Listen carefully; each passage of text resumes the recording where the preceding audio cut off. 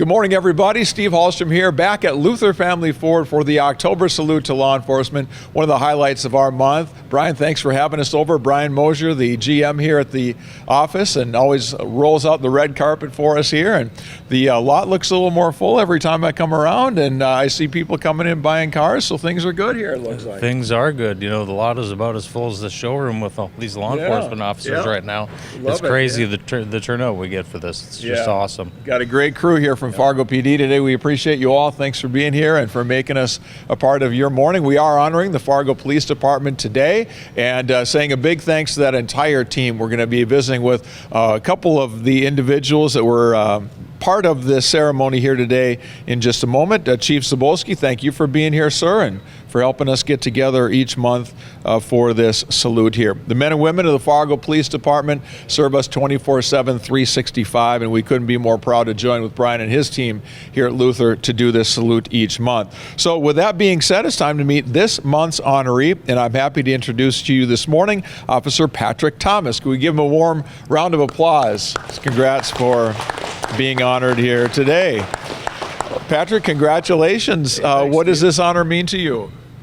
Well, it means a lot. I work with a lot of great folks, honestly, across all shifts, days, mids, evenings, and nights. And to be honest with you, Steve, I can think of several other people that should probably be standing here, but it means a lot that they've nominated me and I get to be here with you today with all my coworkers that I serve with. Yeah. Great team, isn't it, over there? A lot of good people. We've gotten to know many of these folks over the years and have saluted a few of them as well. So again, thank you all for being here. We're going to visit with Patrick a little bit more in just a minute, but first let me tell you a few things about him. Officer Patrick Thomas has been an integral part of the Fargo Police Department since becoming an officer October 20th of 2014. So I'm doing the math here in my head, and we're at about a 10-year anniversary, so that's pretty cool.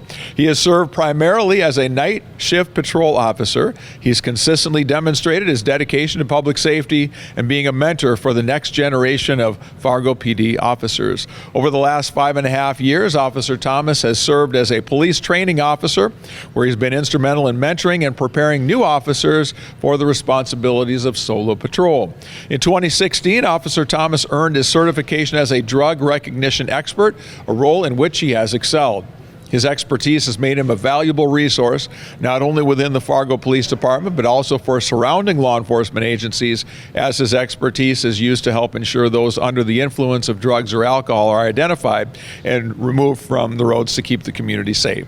Recently, Officer Thomas was assigned to the traffic safety team, where his focus will continue to be on promoting road safety, impaired driving, and reducing traffic-related accidents. Highly motivated in this new role, he brings a wealth of experience in dealing with impaired driving offenses and has already proven his effectiveness, having been credited with, get this, 346 impaired driving arrests since his career began. Wow. Officer Thomas's commitment to his role as an officer in the Fargo community and his ongoing contributions to public safety make him a vital part of the Fargo Police Department. Wow, that's crazy. 346. Does it seem like that many?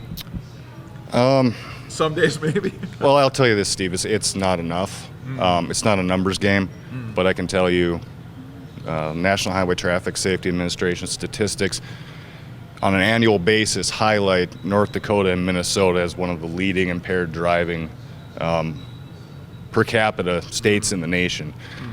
For every one that we get, statistically speaking, and this is a rough estimate, there's 200 other impaired drivers on the road, whether that be alcohol or drugs.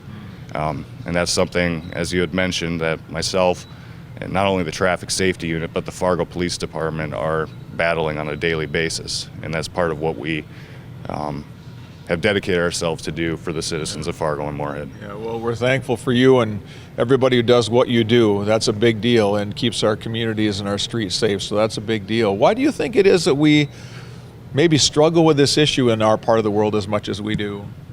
Availability and social acceptance. That's something I think we've gotten better at as a society. A lot of our public safety announcements have had an effect. And while we are seeing alcohol impaired driving plateau, statistically speaking, while it still is a problem, we are seeing illicit drug and the abuse of prescription drug impaired driving on the rise. So it's not a problem that we're going to see end anytime soon, unless we partner together with the community and make it less acceptable. 10 years or so doing what you're doing here. What stands out about 10 years of doing what you've done? The gray hairs in the beard, Steve. What stands out? No, it's one of those jobs that there's nothing like it. I like to tell our younger officers when they start, you've got a front seat to some of the most interesting things in the world, because we're dealing with people on a daily basis, and unfortunately a lot of times it's not the best day of their lives.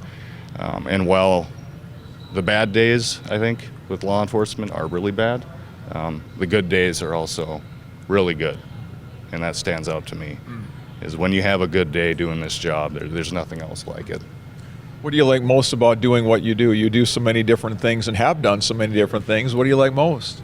Well, coming from nights, I can tell you I love it when folks wave at me during the day shift, because it typically has all 5 fingers. Yeah, so. I get that, yeah. Yeah. You work with a lot of the young officers, too, coming into the force, and you just had like 9 new ones that just joined our community here. And it's a great group. Not too long ago. Yeah, tell me about them.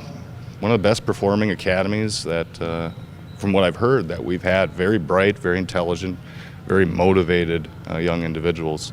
And it says something about this new generation coming up, because it's a challenging time to be in our line of work, and the fact that there's still people willing to raise their hand and join the fight. I don't know if that's the right word, but join the challenge says something about that. I don't know if it's Generation Z or X or Y, but this generation, the folks I would say that they're not up to snuff, I would challenge that any day of the week, because they're still willing to throw their hat in the ring. Make a difference for the community and do some good. Yeah, that's great. What kind of things do you walk them through? You have been involved in the training of a lot of those young people and just kind of getting them used to, okay, now they've obviously seen what it's like because they've been out, they've been doing the ride-alongs and their training, but now it's for real for them. What kind of things do you talk to them about as they start their new careers so that they can be just a little bit prepared for the many things that are going to come their way? Well, being a Metro Police Department, and we tend to generate or respond to a very high number of incidents on a daily basis. So even for a newer officer, it gets very normal to respond to a traffic collision, very normal to respond to a domestic disturbance. And one thing I like to convey to these younger officers is this might be your new normal, but always remember the person calling you for help is in the worst day of their life. This is not normal for them. And always keep that in the back of your mind, so that when you're serving these folks in their moment of need, when they're calling you for help, you're doing it with respect and empathy and keeping in mind what the goal is. Great advice. Tell me a little bit about the team you work with. A lot of them are here with us today. What does it mean to work with such a group like this? It means a lot. It means a lot. I've learned a lot from my superiors. I've learned a lot from my peers. I've learned a lot from my subordinates. I think we have a very high degree of diversity in the department in terms of experience and expertise, and that makes it much easier for us to do a very complex job. For example, I'm not a CSI. I couldn't tell you the first thing about blood spatter. Not that we want to go too deep into that, but I do have somebody I can call to assist me on that scene. And just that depth and that breadth of experience and expertise it's extremely rewarding and humbling to work with on a daily basis, Steve. Yeah. I want to walk over here and talk to Chief Zabolski for a minute. And David, I know we kind of read the accomplishments there off the script, but just if you'd speak from the heart for a moment about what this young man means to your team. Well, he's obviously, Patrick's a very humble individual, but he's obviously a wealth of knowledge, and he's got a lot of deep-rooted good philosophies on how he trains our folks, which is really important. He's done trained a lot of people over his years here. He's also a military veteran, but his knowledge of traffic safety is exactly why he's on our newly minted traffic safety team, and the impaired driving work he's done is outstanding. He's very astute at all of that, and we really just appreciate his positive attitude. He's always willing to enter a conversation and provide some knowledge and expertise, and I think that helps a lot of the new cops transition, and it helps learning across the department. So he's really an important piece. Well, he's got a good sense of humor too. Yes, he does. If you want to start a Fargo Police Department radio station, he might be the first guy I'd put on the air too. That might be some entertainment there too. I don't know. Maybe. Yes. He's got up for it. He was talking a little bit about your new recruits, your new officers. 9, Yes. Did I have that right? Yes. It sounds like Patrick's very impressed with him. How about you? No, we are absolutely. Our whole team, the PD and the recruiters and trainers, they really are getting some just high quality recruits. We're fortunate. We don't have a applicant pool issue.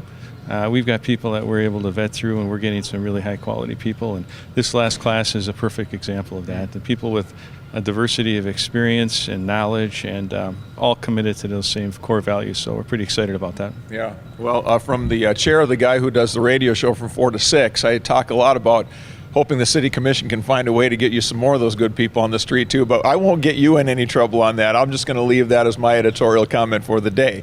That being said, you talked about that you do have a number of people still. The applicant pool is pretty good. That's pretty amazing when you think about it. A lot of metro areas across this country, they're not able to find any people at all. So that's a great thing for this area here. Oh, absolutely. Bless you for your work in supporting us. But it actually is, and it says a lot, not just about the department, but about the community. And I think if you look around departments that have great difficulty, sometimes it's a community issue. The community's not supporting the police. Sometimes it's a department, they're looking for opportunities, or a different size department, or a culture of a department in which it's positive and they can learn stuff. So I think, we are able to hit it out of the park on both sides here. Our community is great for us. They really support us, and our team is really solid, and they're bringing in more people, and that really helps a lot. What are some of the trends I always like to ask when I get together with folks like yourself to find out what's happening in our community? What are you seeing more of, less of? What do you think that the community should know about the activity on the streets of this great city? Well, I think one of the things Patrick brought up in terms of traffic safety, the alcohol-drug mixture is a big thing, and the most common drug to be mixed with alcohol in impaired driving situations is marijuana. Big conversation coming up on that, but people should know that that's a very often used drug in concert with alcohol that leads to impairment and a lot of road deaths and injuries. In addition to that, we're seeing still an influx of fentanyl.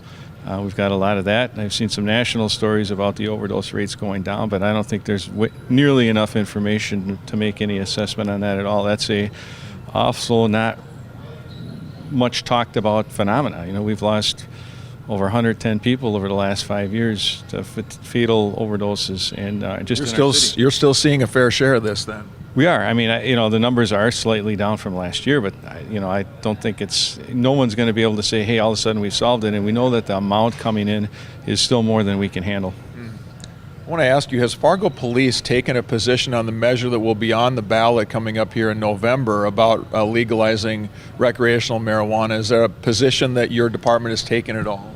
The North Dakota Chiefs of Police Association has taken a position opposing it. For all of the reasons that the data out there would show anyone who would think there's a benefit that there is no benefit.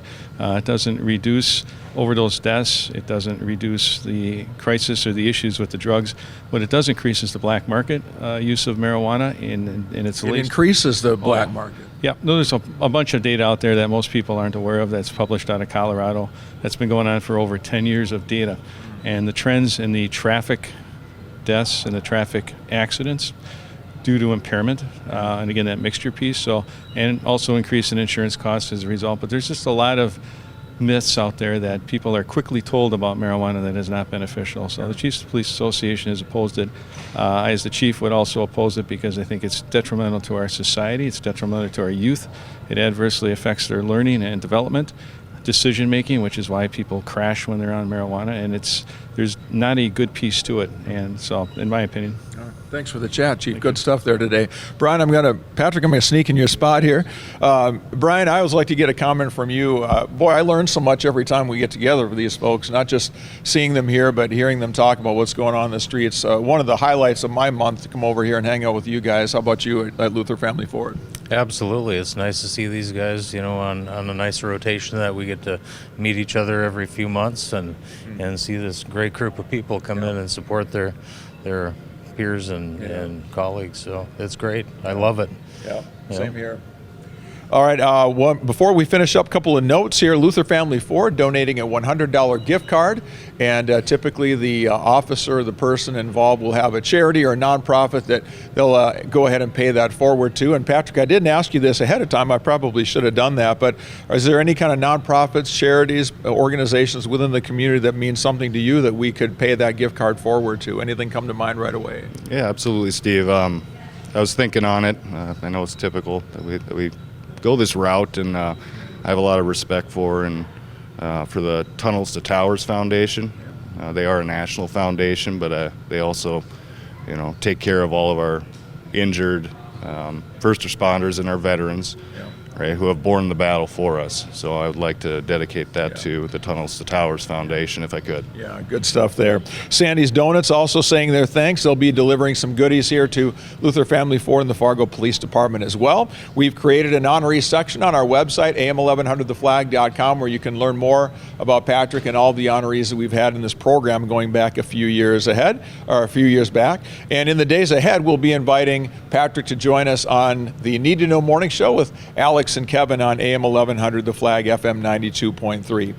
Final thing I always like to say is that at our company, when there's action taken by law enforcement and it makes the news, we give the benefit of the doubt to the men and women who go through the training that they do to make the right decisions at the right times. So with that, that'll conclude our ceremony here for today, but let's give one more round of applause to our honoree today, Officer Patrick Thomas.